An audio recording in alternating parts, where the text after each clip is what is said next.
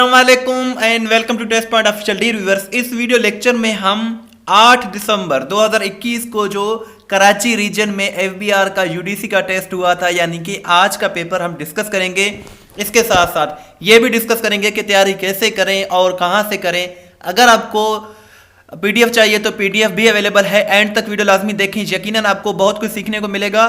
आज का जो पेपर हुआ था कराची रीजन में एफबीआर का यूडीसी का, उसका सिलेबस कुछ यूं था। पाकिस्तान स्टडीज़ और पाकिस्तान के बारे में नॉलेज के बारे में 19 एमसीक्यूज थे। वर्ल्ड नॉलेज, वर्ल्ड हिस्ट्री और एवरीडे साइंस मिलाकर 20 एमसीक्यूज थे। पाकिस्तान अफेयर का एक ही एमसीक्यू था। इंग्लिश के रिलेटेड 20 एमसीक्यूज थे। मैथ्स के 10 थे। इस्लामियात के 20 एमसीक्यूज थे और कंप्यूटर के भी 10 एमसीक्यूज थे। इस तरह टोटल मिलाकर 100 एमसीक्यूज थे इस पेपर के।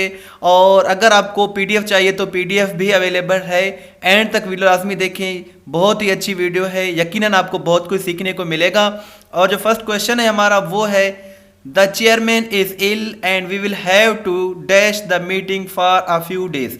यहाँ ये एक फ्रेजल वर्ब का क्वेश्चन है। और फ्रेजल वर्ब क्या होते हैं? वर्ब प्लस प्रेपोजिशन मिलाकर एक फ्रेजल वर्ब बनता है, जो कि इम्पोर्टेंट है आपकी एग्जाम पॉइंट ऑफ व्यू से भी और स्पोकन के हवाले से भी, आपके रिटर्न के हवाले से भी।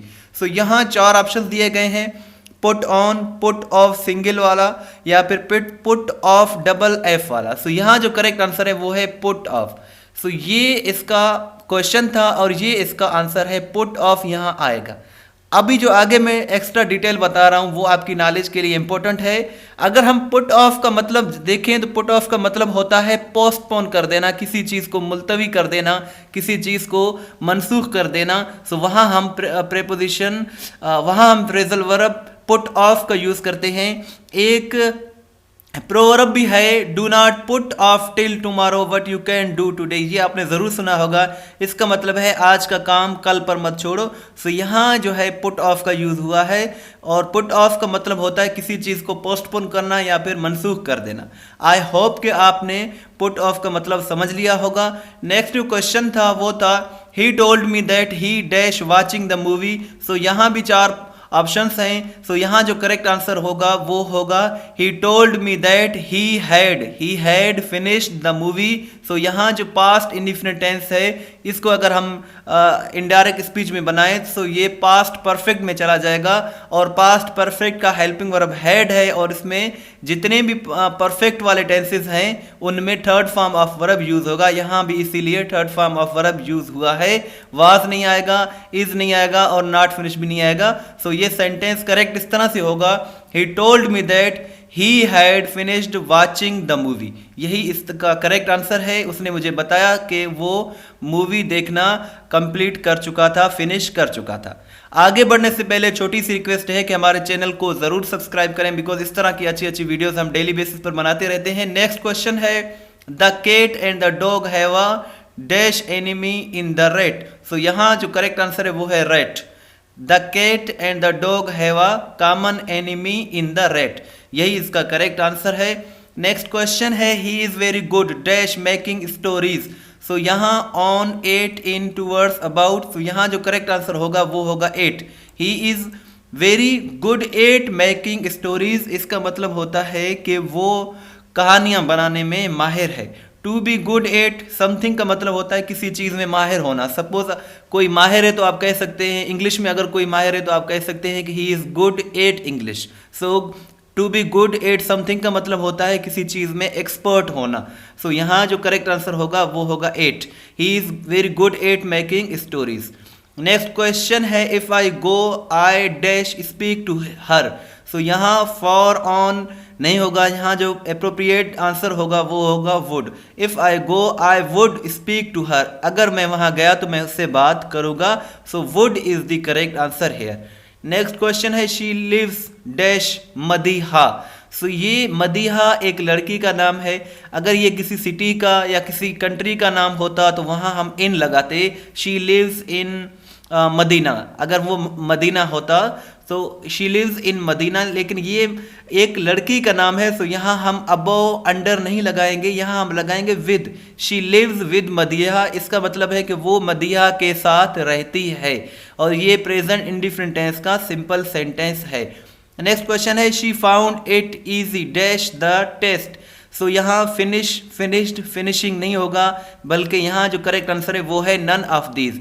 सो यहाँ जो करेक्ट आंसर होगा वो होगा she found it easy to finish the test. So यहाँ टू होगा, लेकिन यहाँ किसी में भी टू नहीं है, सो यहाँ करेक्ट आंसर है none of the above. Next question है the synonym of bemoan is. Bemoan की अगर हम देखें तो इसका सिनोनियम होगा लेमेंट। लेमेंट क्यों है? बेमौन की अगर हम बात करें तो इसका मतलब होता है रोना, फरियाद करना, चिल्लाना, मातम करना, नू करना। और जो लेमेंट है, लेमेंट का मतलब होता है, लेमेंट का भी यही मतलब है गम मनाना या अफसोस करना।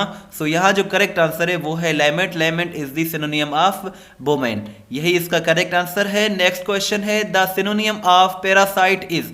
अगर हम पैरासाइट की बात करें तो इसका सिनोनियम लीच है। लीच इसका करेक्ट आंसर है। डियर व्यूअर्स, पूरी वीडियो देखने के बाद नीचे दिए गए लिंक पर क्लिक करके टेस्ट लें, सो दैट आपको मालूम हो जाए कि कितने सवालात आपको याद हो गए हैं। नेक्स्ट क्वेश्चन है the synonym of placate is. अगर हम प्लेकेट की बात करें तो इसका सिनोनियम पेसिफाई है। Pacify is the synonym of placate. Placate का अगर हम देखें मीनिंग तो इसका मतलब होता है किसी को तसल्ली देना, किसी को कन्विंस करना, किसी को सेटिस्फाई करना। और पेसिफाई का भी मतलब होता है किसी को मनाना, तसल्ली देना। और इसी तरह पेसिफाई इसका सिनोनियम है पेलेकेट का। ये दोनों सिनोनियम है। नेक्स्ट क्वेश्चन है the correct सिनोनियम of Paramount is. अगर हम पैरामाउंट की बात करें, PARAMOUNT, पैरामाउंट का मतलब होता है वेरी इंपॉर्टेंट। पैरामाउंट का मतलब है वेरी इंपॉर्टेंट, और पैरामाउंट का उर्दू में मीनिंग होता है बहुत बड़े शान वाला, बहुत बड़े रुतबे वाला। सो वेरी इंपॉर्टेंट जो हो, अहम हो, इम्पोर्टेंट हो, उसे हम कहते हैं पैरामाउंट। सो नेक्स्ट क्वेश्चन जो है वो भी सिनोनियम्स के रिलेटेड है। The correct सिनोनियम of Hegel is. अगर हम बात करें हेगल की तो इसका सिनोनियम होगा बार्गेन, BARGAIN। और हेगल का मतलब होता है सौदेबाजी करना, और बार्गेन का मतलब होता है डील करना, एग्रीमेंट करना, सौदेबाजी करना, कोई अहद करना। सो यहाँ जो करेक्ट आंसर है बार्गेन है। Bargain is the synonym of Hegel. So important words हैं ये सारे। नेक्स्ट क्वेश्चन एंटोनियम है। सिनोनियम थे पहले, अब है antonym. Antonym of reward is REWARD। Reward का एंटोनियम होता है पेनाल्टी, PENALTY। सो रिवार्ड का मतलब होता है इनाम, जबकि पेनाल्टी का मतलब होता है जुर्माना। सो यहाँ जो करेक्ट जो उलट मीनिंग होगा, जो एंटोनियम होगा रिवार्ड का, वो होगा पेनाल्टी। नेक्स्ट क्वेश्चन है the antonym of Lofty is. अगर हम लॉफ्टी की बात करें, इसका एंटोनियम होगा शॉर्ट। क्यों? क्योंकि लॉफ्टी का मतलब होता है ऊंचा, बड़ा, ऊंचा, हाई हो जो, जबकि शॉर्ट का मतलब होता है जो छोटा हो। इसी तरह ये इसका उलट बन जाएगा, अपोजिट वर्ड बन जाएगा। So short is the antonym of Lofty, यही इसका करेक्ट आंसर है। Choose the antonym of zenith. अगर हम जेनिथ की बात करें तो इसका जो एंटोनियम होगा वो होगा बॉटम। बॉटम जेनिथ का एंटोनियम है, उलट है। नेक्स्ट क्वेश्चन है this man was an accomplice dash the thief. So यहाँ चार ऑप्शंस हैं, of, in, with, from. So यहाँ जो करेक्ट आंसर है वो है of. This man was an accomplice of the thief. So accomplice का मतलब होता है जुर्म में साथ देने वाला। सो यहाँ जो सेंटेंस है ये कह रहा है कि ये आदमी जो है ये वो है जो थीफ के साथ, चोर के साथ शरीक था। सो यहाँ ऑफ आएगा। This man was an accomplice of the thief.